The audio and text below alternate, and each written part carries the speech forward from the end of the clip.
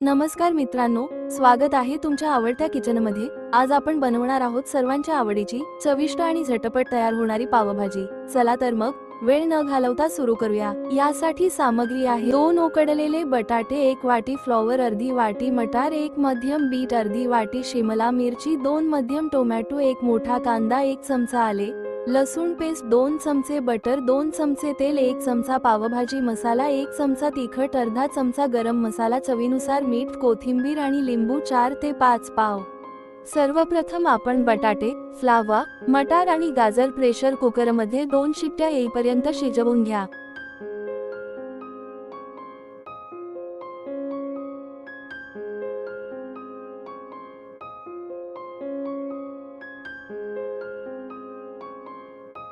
गार झाल्यावर या भाज्या मॅश करून ठेवा।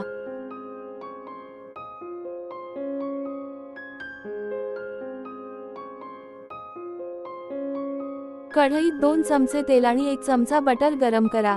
त्यात चिरलेला कांदा टाकून गुलाबी होईपर्यंत परता।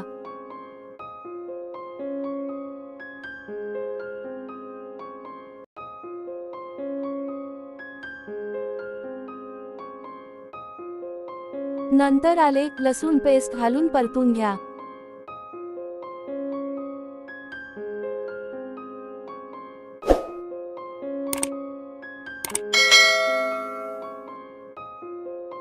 आता चिरलेले टोमॅटो टाकून 2 ते 3 मिनिटे शिजवा।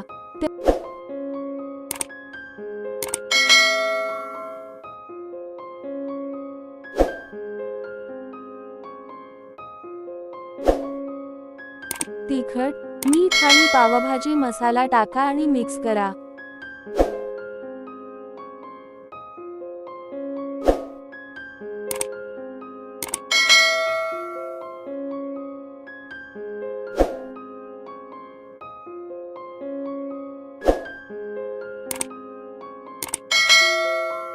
उकडलेल्या आणि मॅश केलेल्या भाज्या यात टाका।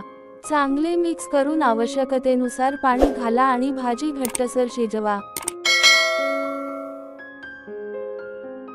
तव्यावर बटर गरम करून पाव दोन्ही बाजूंनी कुरकुरीत भाजून घ्या।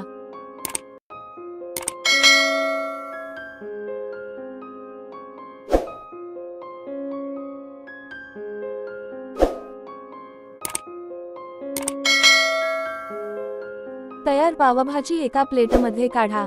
वरून कोथिंबीर आणि लिंबाचा रस घाला।